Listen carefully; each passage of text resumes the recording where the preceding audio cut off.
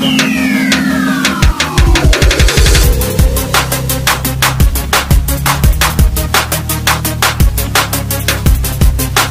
ya Mas Bro, masih bertemu saya Ginyo Motovlog. Ini kita mau naik riding dari mana ini? Ini masih di wilayah Bugis, wilayah Mendit. Nah ini sekarang masih di wilayah Mendit. Ini taman wisata Wendit. Oke, kali ini saya mau membahas masalah apa sih istilah dari rasio kompresi di mesin kendaraan. Itu kan juga banyak, mungkin teman-teman ada yang sebagian tahu, ada yang belum. Nah ini kita share sedikit informasi mengenai rasio kompresi. Nah apa sih rasio kompresi itu? Nah rasio kompresi itu posisi piston saat berada di titik mati bawah atau piston berada paling bawah ya, itu dibagi dengan piston yang ada di titik mati atas. Jadi volume silinder dari titik mati bawah itu dibagi dengan volume silinder yang ada di titik mati atas. Soalnya kita pakai perbandingan yang simpel aja ya. Perbandingan yang simpel, kalau dibuat contoh, buat aja pakai bilangan bulat volume dari titik mati atas ke titik mati bawah itu sekitar 500, kemudian dibanding ke kompresinya yang berada di titik mati atas itu kan cuma sedikit ya. Yes, ambil aja 10, ambil aja angka 10. Nah, jadi nanti ketemu perbandingannya 500 dibanding 500 dibanding 50 atau 10. Nanti ketemu hasilnya 10 banding 1, kisarannya segitu. Jadi 500 dibanding 50, jadi ketemunya 10,1 kalau disederhanakan. Nah kenapa kompresi rasio motor itu beda-beda, ada yang 9 banding 1, ada yang 10 banding 1, bahkan sampai 12 banding 1 atau lebih. Nah itu fungsinya beda-beda Mas Bro. Nah kenapa beda-beda, kompresinya juga beda juga, terus penggunaan bahan bakarnya itu juga berbeda. Kalau di motor dengan rasio kompresi 9,1 sampai 10,1 itu pakai Pertalite bisa, pakai premium juga bisa. Tapi kalau hanya 9,1 saja itu pakai premium. Kenapa kok harus pakai premium, kok nggak pakai Pertamax sekalian? Soalnya gini, nilai oktan di bensin premium itu kan oktannya hanya 88. Nah terus bensinnya itu kalau dikompresi dengan tingkat kompresi yang tinggi, nanti akibatnya akan terjadi pengapian dini, atau istilahnya kalau masnya biasanya sering tahu itu knocking atau bunyi kemelitik. Nah seperti itu ya, bunyi kemelitik itu disebabkan karena ada pengapian dini sebelum piston mencapai titik mati atas. Ya, titik mati atas, jadi bensinnya itu sudah terbakar. Nah jadi ledakannya itu jadi berlawanan arahnya, pistonnya ke atas, belum sampai puncak udah meledak duluan. Nah jadi nggak rata. Itu sebabnya kalau kita menggunakan bensin dengan oktan rendah, digunakan di kendaraan dengan rasio kompresi yang tinggi, misalnya 11 banding 1, itu kalau dipakai premium ya hasilnya bisa kemelitik.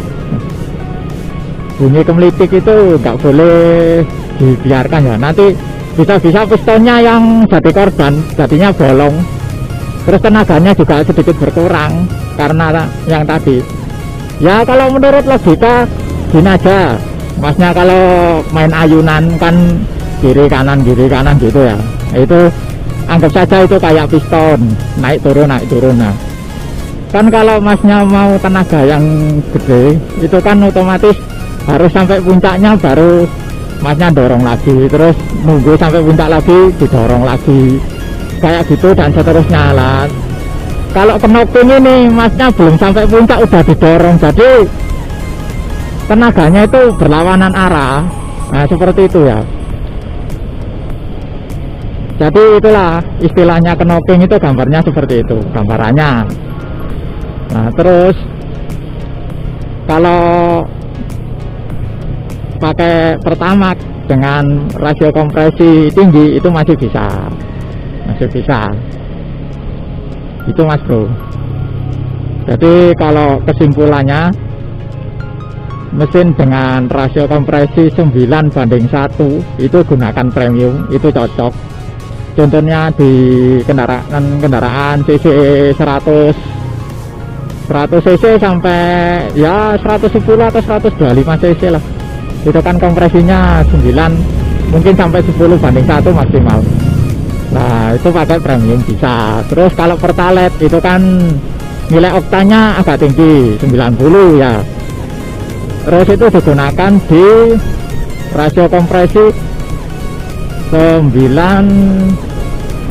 sampai 10 ya, sama, hampir sama. Terus kalau 10 sampai 11 itu digunakan bahan bakar Pertamax. Kenapa kok bahan bakar Pertamax? Ya yang saya jelaskan tadi, jadi rasio kompresinya itu pas, jadi pas.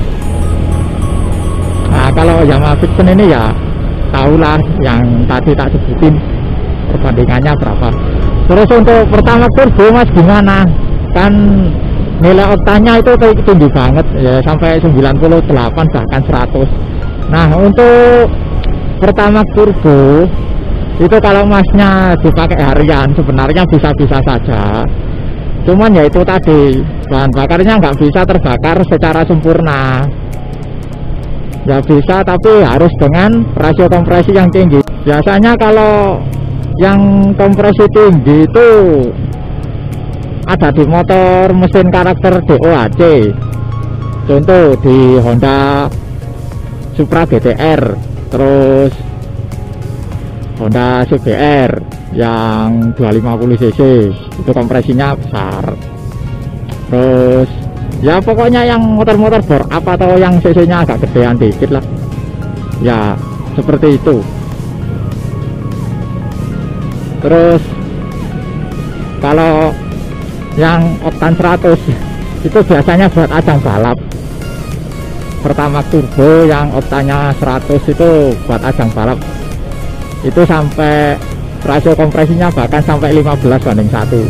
Jadi kan tenaganya lebih gede ya, tenaga lebih gede, kompresinya juga gede. Kalau untuk harian mungkin hanya sampai 11, itu pun udah cukup lah kalau untuk harian.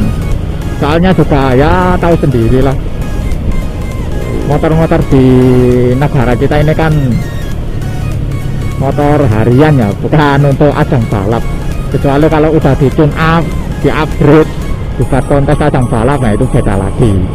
Nah ini kan pakai harian, otomatis rasio kompresinya agak kecil, jadi lebih aman. Terus kalau pakai rasio kompresi yang gede, akibatnya gimana mas efeknya? Ya kalau untuk efeknya sih, kalau menurutku ya mungkin starternya agak berat, apalagi pak kalau di engkol. Kalau di engkel itu ya bisa mendal, keras soalnya. Ya mungkin seperti itu ya penjelasan mengenai rasio kompresi mesin pada kendaraan. Ya jangan sampai masnya salah pilih bahan bakar kalau mau mesinnya awet. Nah ini kan hanya sharing saja ya, sharing ilmu. Jadi meskipun digunakan juga nggak apa-apa, kalau nggak dipakai juga nggak apa-apa. Oh ini juga ilmunya bakalan bermanfaat meskipun nggak dipakai atau dipakai, kan juga yang untung juga kita sendirilah ya.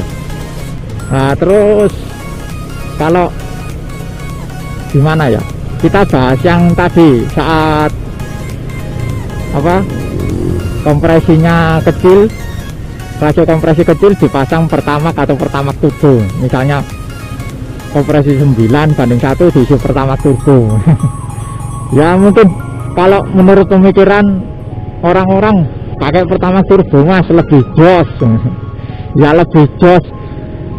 Kalau josnya jos, apalagi ke dompet lebih jos lagi. Sebenarnya bisa, tapi sulit terbakar bro. Nah nanti sulit terbakar, terus sisa-sisa pembakaran tadi itu bisa nyerap ke dinding-dinding silinder, terus bergabung sama oli lah, terjadilah yang namanya full dilusi, atau bahasa Inggrisnya itu full dilution, tulisannya fuel dilution. Nah kayak gitu ya, itu terjadi ketika bahan bakar itu nggak terbakar semuanya, terus kecampur ke dinding silinder, masuk terus ke oli, jadi kecampur sama oli, jadi olinya itu jadi cepat rusak. Ya tahu sendirilah, kalau mau eksperimen coba aja bensin dicampur sama oli, nanti olinya yang bakal kalah. Seperti itu.